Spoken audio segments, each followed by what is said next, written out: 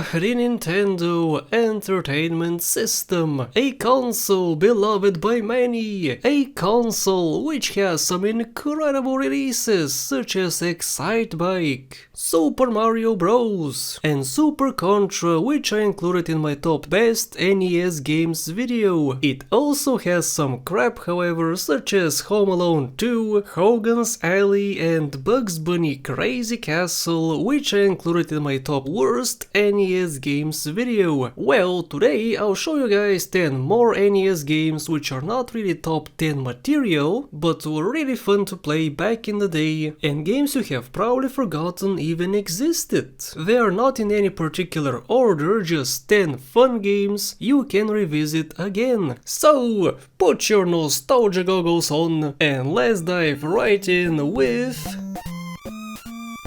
Dr. Mario. Tetris with bugs is the best way I can describe this game. Well, I say bugs, but it's actually viruses. As a kid, I played Tetris on many different systems. I had these small handheld devices, which were as heavy as a brick and were black and white. I played Tetris on a computer, at internet clubs, at friends' homes. Tetris was everywhere, but this game was unique to all the other versions. You know why? Well, first of all, Mario is a doctor now. He got upgraded from a plumber, I guess, and he's doing a great job eradicating the virus. Secondly, the music is incredible. To this day, I still remember every note and can sing it to you guys on command. I won't do it, of course, because your ears would start bleeding, so let's move on to something different.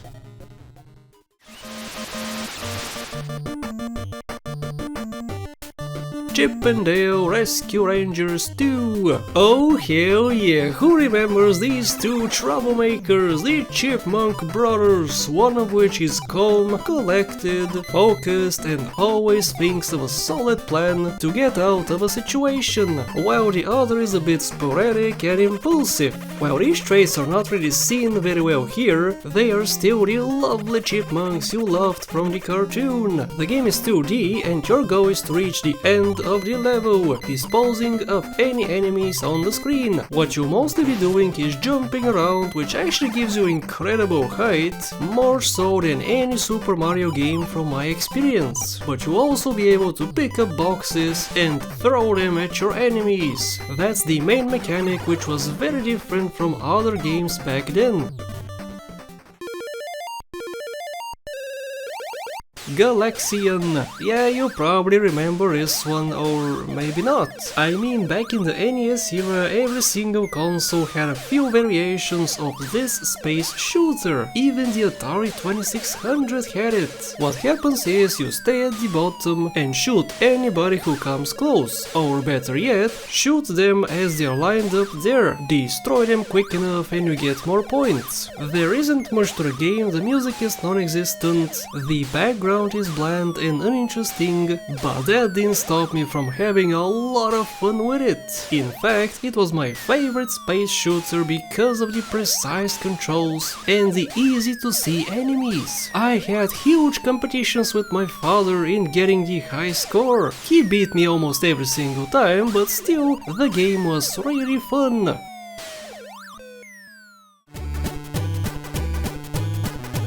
The Jungle Book. It's Mowgli, our lovely half-naked boy, who thinks he's a wolf, a bear, a monkey, and maybe even a tiger. Mowgli's job is to go right, collect as much fruit, masks and diamonds as he could possibly carry, and kill any enemies on the way. We have monkeys, bees, boars, birds, and many more. You climb vines, mess around with elephants by jumping on their heads, and many more which I haven't seen because the game is already difficult to beat. I've gotten as far as level 3, but that's it. I could not handle any more. With this said though, the game didn't make me rage quit. I was happy with how fun the gameplay was. The aesthetic was also to my liking, very colorful for an NES title. The tunes are from the animated show. You can see the familiar characters here as well. It was great fun to play.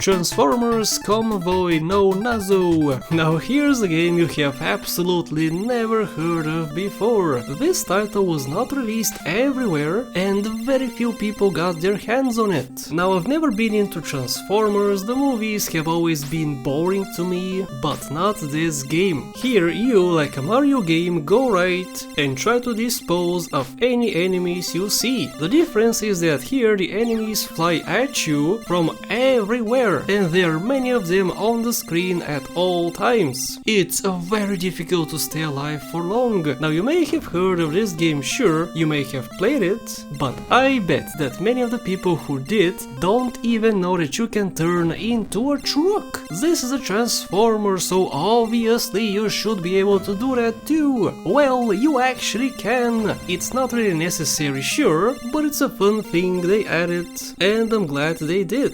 The more variety, the better.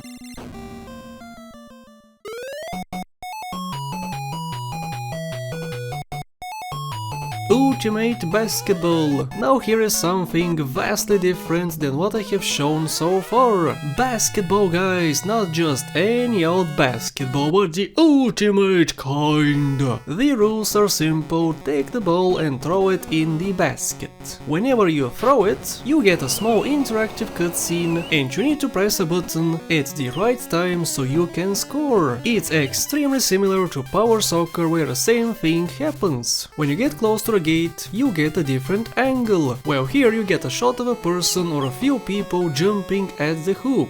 I love it. It keeps you engaged, and you don't only have to stare at the boring faraway screen, just following the ball around. Controls are perfect, the music is fantastic and fits the game very well.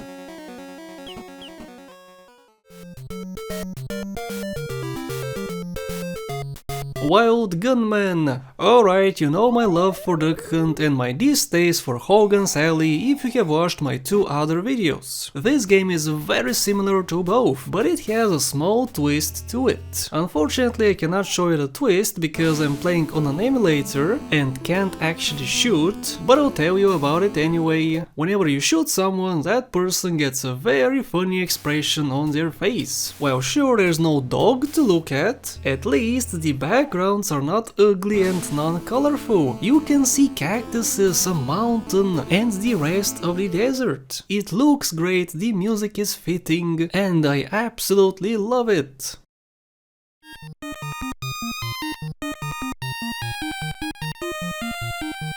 The Flintstones, the rescue of Dino and Hoppy. Oh, the Flintstones, a show which unfortunately kids nowadays don't know of its existence.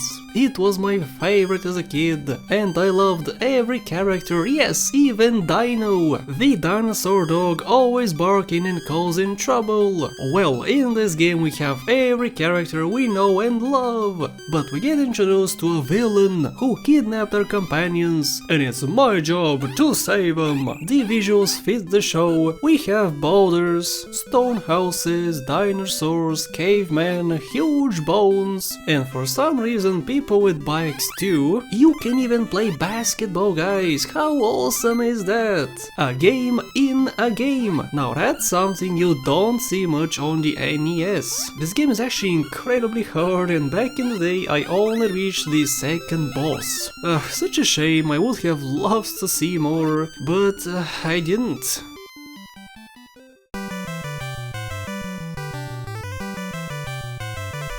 Antarctic Adventure. A penguin? Really? You play as a penguin? Yep, that's right, you do play as a penguin. And what do penguins do? They collect flags, jump over puddles by flapping their wings, and enter houses which take them to Australia, just like real life, right? Well, no, but the gameplay is really fun despite it making no sense. You have to avoid obstacles, collect fish, and reach the end of the level. These houses take you to different places of the world. Don't ask me why a penguin wants to go to France, for instance, but hey, it's his business. You get power-ups as you go, which helps you out. But it's generally the same thing: jump over the puddles, avoid the enemies, and have fun.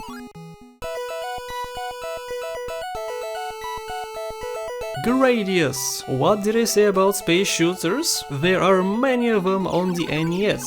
This one is a bit different than the standard ones where you have to shoot up at a line of invaders. Here, get this, you shoot to the right. Oh my god, so innovative! Well, yeah, it actually was innovative, not many games did that, and with the amount of crap on the screen, the game really sets itself apart from all the others. Collecting power-ups is mandatory for survival. You cannot last long if you don't collect them, and you die very easily. The game is really difficult, and it's maybe the hardest one on the list if I'm perfectly honest. One death and you'll be screwed without special bombs, more rockets and shields. A great little game which I never managed to finish. And that's it from me, guys. These are 10 very fun and probably forgotten NES games you most likely played back in the day. Again, in no particular order, I like them all the same. Watch my top 20 best and the top 10 worst NES games videos down below in the description. Thanks for watching, guys. I hope I helped. A very special thank you goes to my lovely channel members and patrons who are LMP Racing, Smokio, House the Chowder, Alex Chavez and Max Robinson. Thank you so much for the support.